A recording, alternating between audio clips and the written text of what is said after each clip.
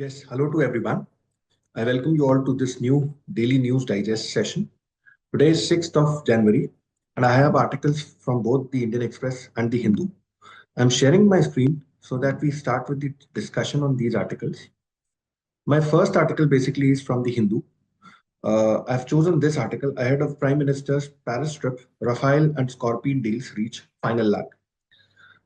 Prime Minister has been invited to visit the AI summit in France on February 10 and 11. Government to government deals are estimated at $10 billion and are likely to be placed for approval before the Cabinet Committee on Security in the next couple of weeks.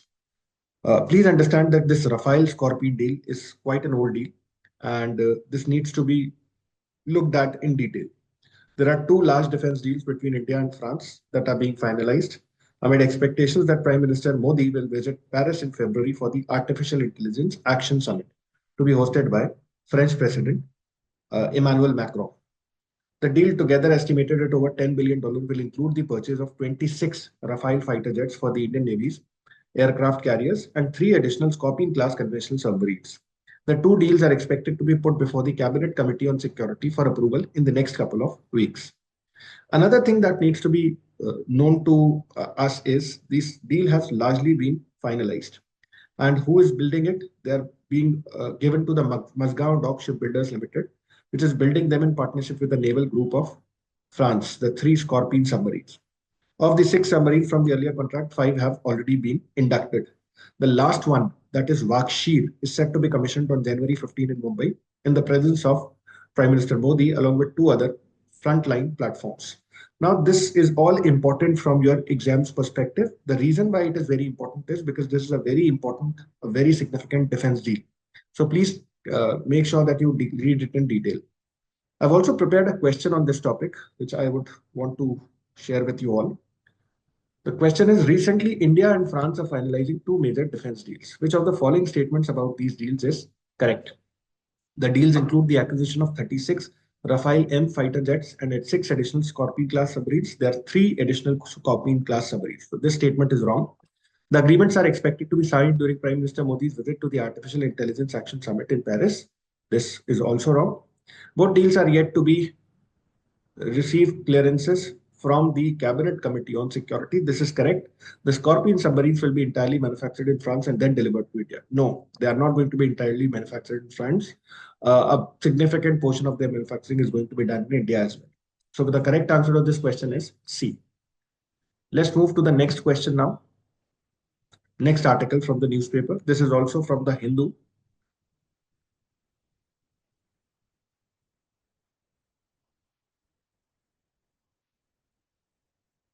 The outlook for India in the year ahead. This is the title of this article. This has been written by M.K. Narayanan, who is a former Director, Intelligence Bureau, and a former National Security Advisor and a Governor of West Bengal. He's saying that India is at a very pivotal moment in its history. It is among the leading nations in the world when it comes to economic growth and political stability. India today projects an atmosphere of peace, which is seemingly out of place in a world that is undergoing a profound shift in its economic and geopolitical landscape. India is today privy to the rise of new economic and political groupings as well. There are many tragedies as well which are unfolding, which India has to navigate through. Why is he considering India the year 2025 as an year of new troubles? One aspect is the Chinese aggression, line of actual control. There has been a dispute resolution, but China still considers itself to be a very important partner, and it has taken a series of steps, which you should be aware of, to strengthen security cooperation with nations of the global south, which are aimed at outflanking India. What are these steps?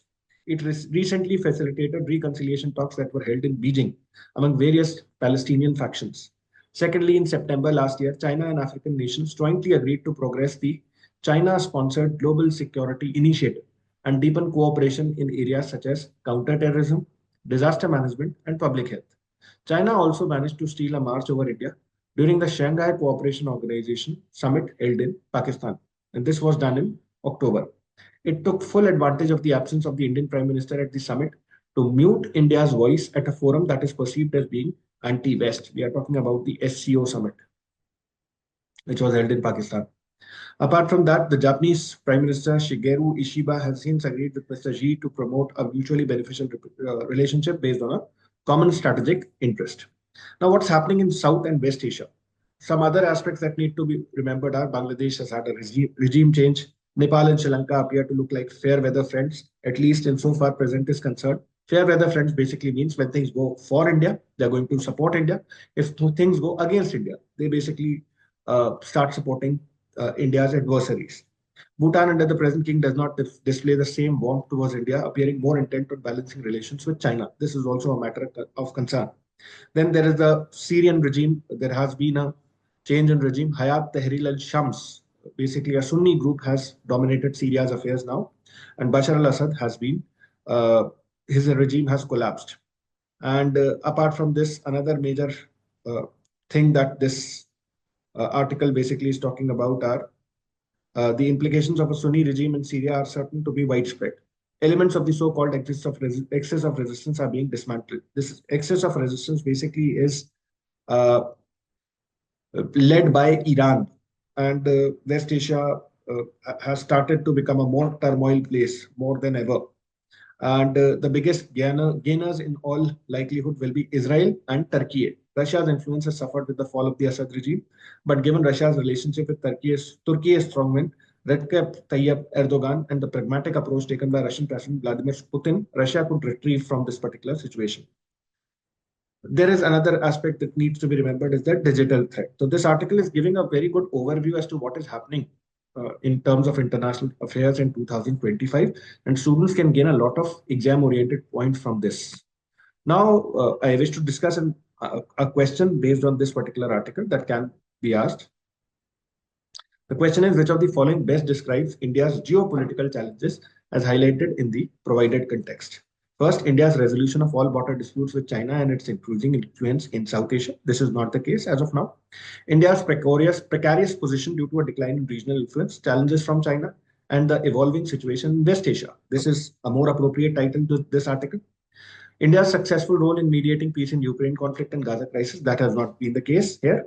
India's unequivocal support for a Sunni regime in Syria to counterbalance Iran's influence. This is also not something which this article is talking about. So the correct answer to this is 2. Now let's move to one article from the Indian Express as well, which I think has a potential of being asked.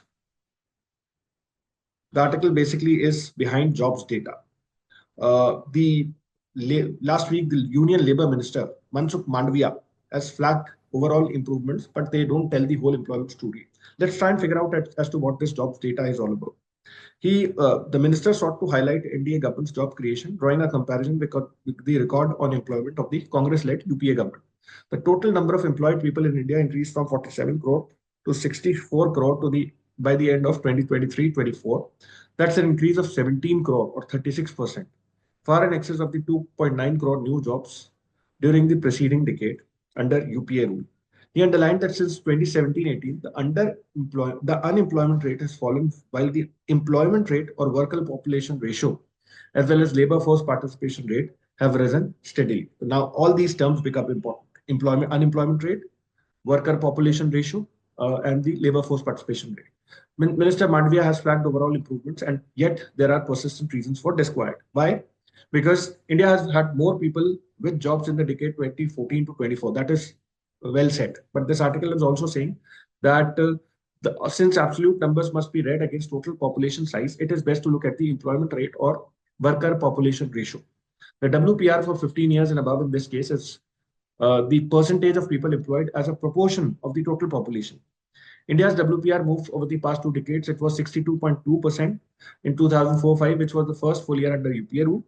Since then, despite unprecedented rates of GDP growth, it fell to 55.9% and 54.7%. This shows what? This shows that the worker population ratio is not increasing the way it should be. And there are some more data, 63.7, 49.8, which you can see, you can have a look at. But the point of the story is that numbers sometimes tend to deceive. Most notably, perhaps the recent improvement in India's labor statistics hides the poor quality of the new jobs being created in the economy, because the quality of aspect of the jobs should be equally taken into consideration. For instance, here the minister highlighted the fact that employment in India's agriculture sector had declined by 16% between 2004 and 14 under the UPA, whereas it had grown by 19% between 24 to 23 in Prime Minister Modi's first 2 terms. The increase in farm employment should be seen as a backward step, a move away from the structural transformation India has been trying to achieve since independence. Similarly, the fact that most of the new jobs are in the low paying self employment category, especially as unpaid house helpers and household enterprises, this actually suggests that the economic crisis has not gone away. In fact, it has exacerbated. So I think it's a good article which has a very critical analysis of the recent data on employment. With this, I would like to end today's discussion. Thank you so much. Have a good day.